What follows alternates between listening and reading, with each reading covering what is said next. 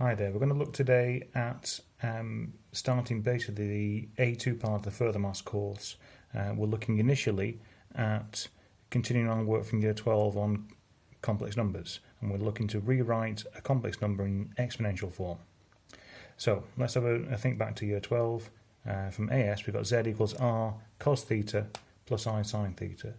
So for example, if z is minus root 3 plus I, the first thing I want to be doing is a little sketch, minus root 3 and 1 up there. We want that angle there, so I can do mod z by Pythagoras, root 3 squared, 3, 1 squared, 1, and 2, and arg z is tan to the minus 1, y over x, minus 1 over root 3, which in this case looks like it's going to be minus 30 there, 150 degrees, or 5 pi over 6.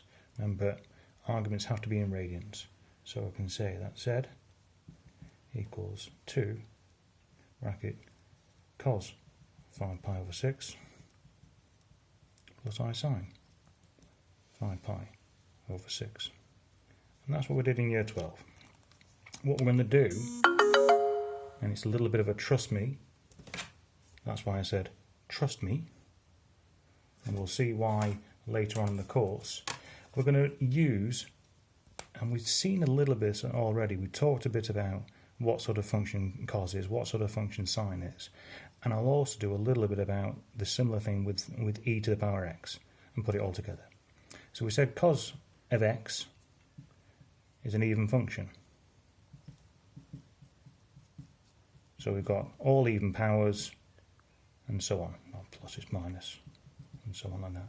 Whereas sine x is an odd function, x minus x cubed over 3 factorial plus x to the 5 over 5 factorial, and so on like that. E to the x, in the similar sort of way we'll look later on in the course, is also a series expansion. It's 1 plus x squared over 2 factorial plus x cubed over 3 factorial, and so on like that.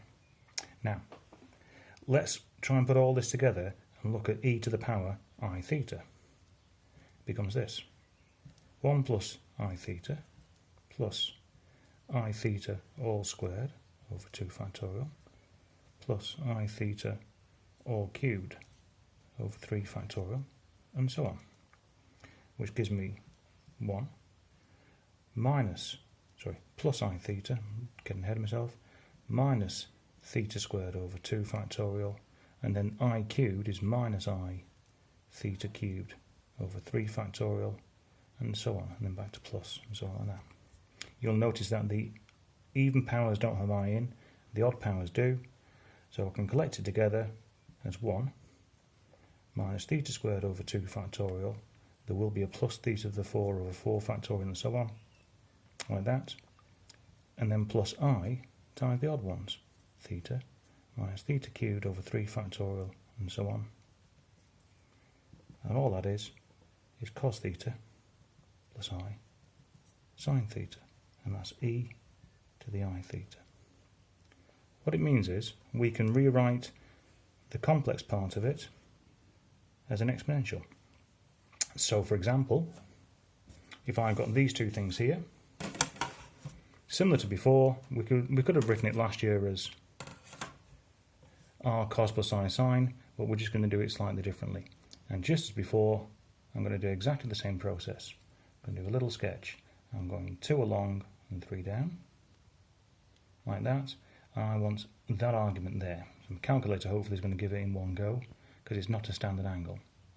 So I can do as before, mod z, root 2 squared, 3 squared, root 13,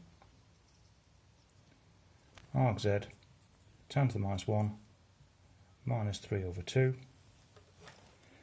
and that's beyond what I know, shift, tan, minus 3 divided by 2 equals, apparently that's about minus 0.98.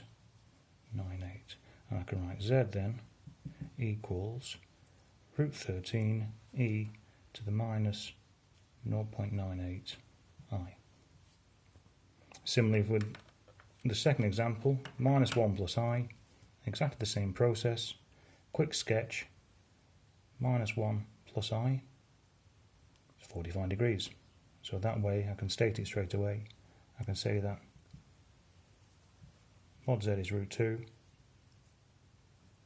arc z 3 pi over 4, just that way, and so z is root 2 e, and we write 3 pi I over 4, that way around, like that. The point of it will be coming later on when we do things like want to times complex numbers, want to do powers of complex numbers in particular, and that's where we take a big step on from what we looked at in Year 12. But that's how we